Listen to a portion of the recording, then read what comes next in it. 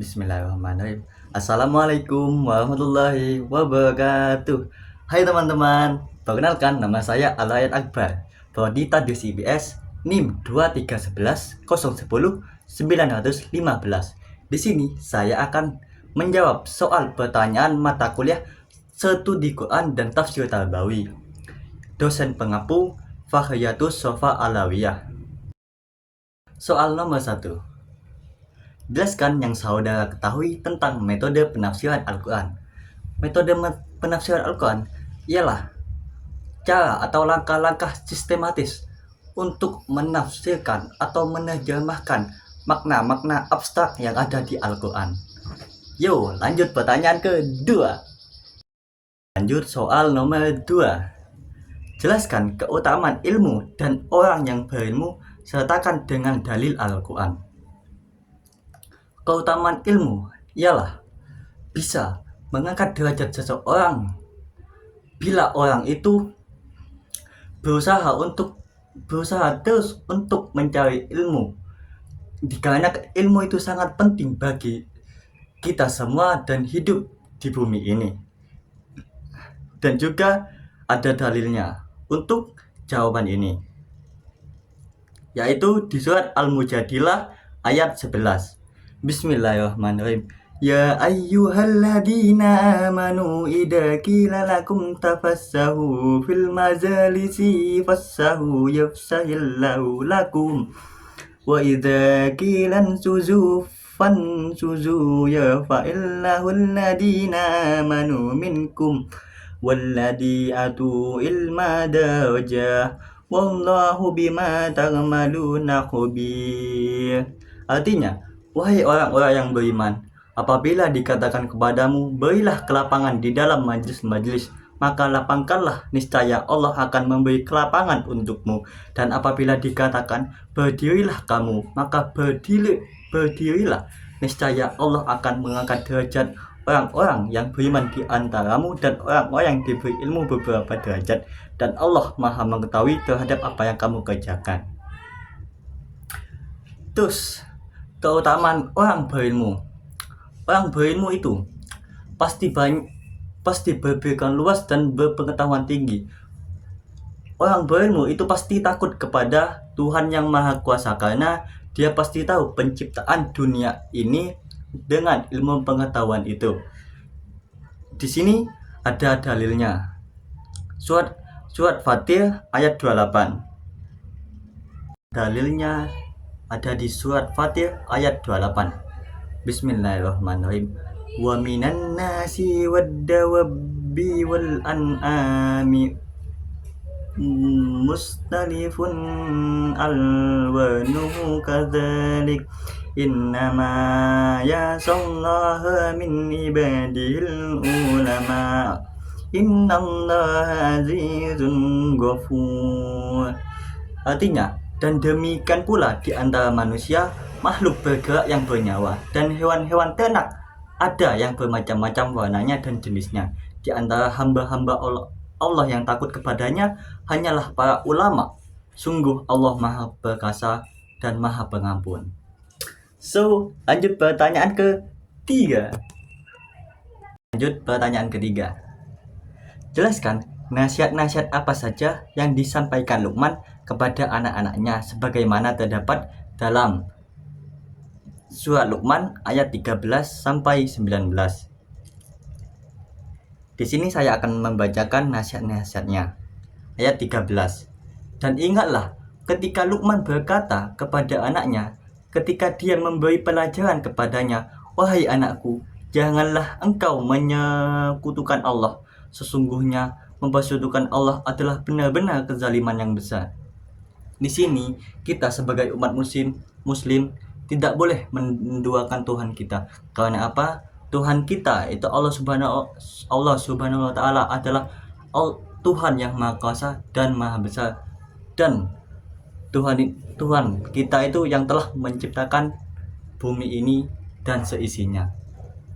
Lanjut ayat 14. Dan kami perintahkan kepada manusia agar berbuat baik kepada kedua orang tuanya. Ibunya telah mengandung dalam keadaan lemah yang bertambah-tambah, dan menyampihnya dalam usia 2 tahun. Bersyukurlah kepadaku dan kepada kedua orang tuamu, hanya kepada aku kembalimu. Di sini artinya ialah kita sebagai seorang anak yang memiliki orang tua harus taat kepada orang tua dan patuh. Jangan sampai berdusta atau durhaka kepada orang tua. Karena jika orang tua marah kepada kita, maka Allah juga marah kepada kita. Lanjut ayat 15.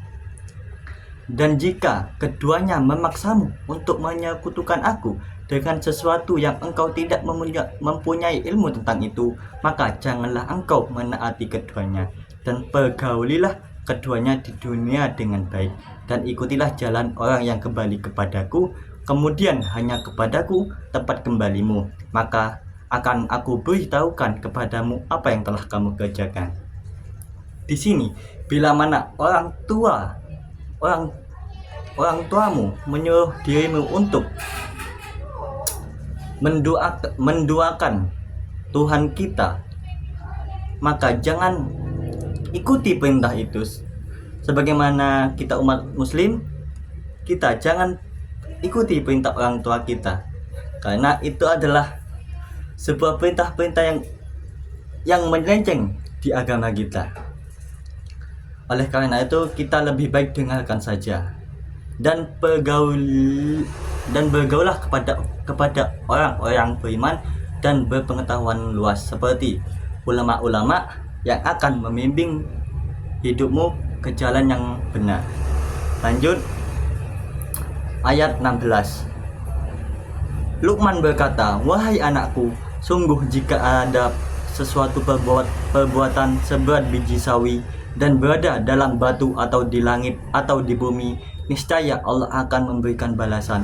Sesungguhnya Allah Maha Halus, Maha Mengetahui." Di sini artinya ialah segala perbuatan baik atau buruk yang telah kita lakukan, niscaya itu Allah pasti akan mengetahui, pasti akan tahu apa yang telah kamu berbuat, baik atau buruk, pasti akan dibalas oleh Allah. Lanjut ayat 17. Wahai anakku, laksanakanlah sholat dan suruhlah manusia berbuat baik yang makruh, dan cegahlah mereka dari yang mungkar, dan bersabarlah terhadap apa yang menimpamu. Sesungguhnya yang demikian itu termasuk perkara yang penting. Di sini kita sebagai umat muslim lakukanlah kewajiban kita, yaitu sholat, dan suruhlah teman-temanmu yang ada di sekitarmu untuk melakukan sholat dan berbuat baik, cegahlah mereka agar tidak berbuat buruk. Dan jika ada sesuatu atau kejadian yang menimpa dirimu, niscaya itu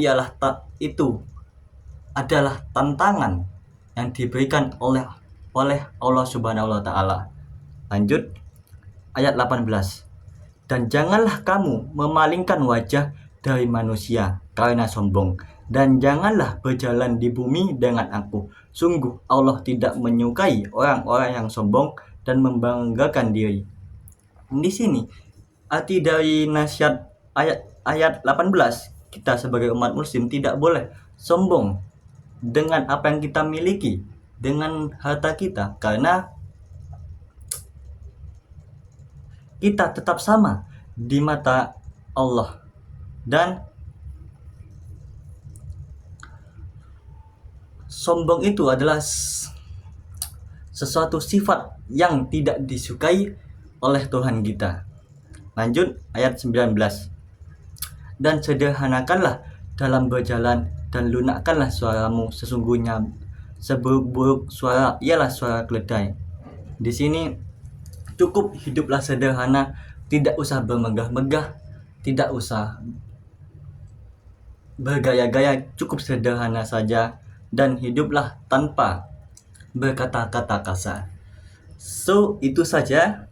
Lanjut pertanyaan keempat.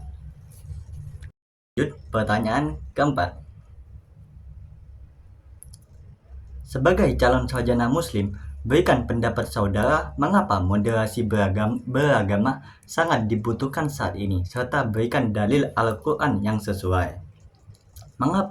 Menurut saya, mengapa moderasi beragama itu penting? Banyak alasannya. Salah satunya ialah di Indonesia itu banyak sekali agama-agama yang berbeda-beda.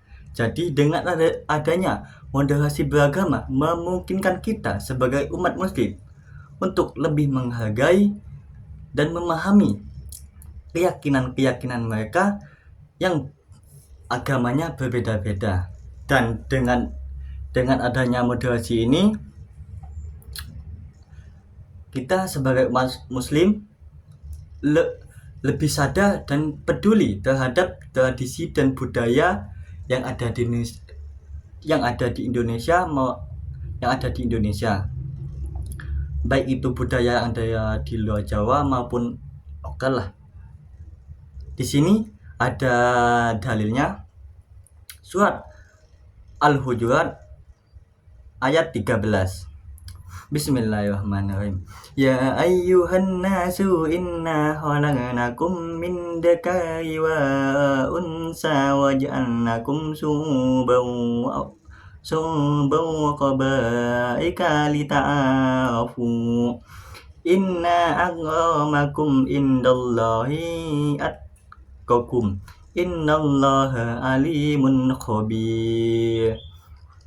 Artinya, wahai manusia, sungguh kami telah menciptakan kamu dari seorang laki-laki dan seorang perempuan. Kemudian kami jadikan kamu berbangsa-bangsa dan bersuku-suku agar kamu saling mengenal. Sungguh yang paling mulia di antara kamu di sisi Allah ialah orang yang paling bertakwa. Sungguh Allah Maha mengetahui, Maha teliti. Itu saja soal-soal pertanyaan tadi, soal UAS sudah saya jawab. Bila mana ada salah kata, mohon maaf. Terima kasih sudah menonton video ini. Wassalamualaikum warahmatullahi wabarakatuh.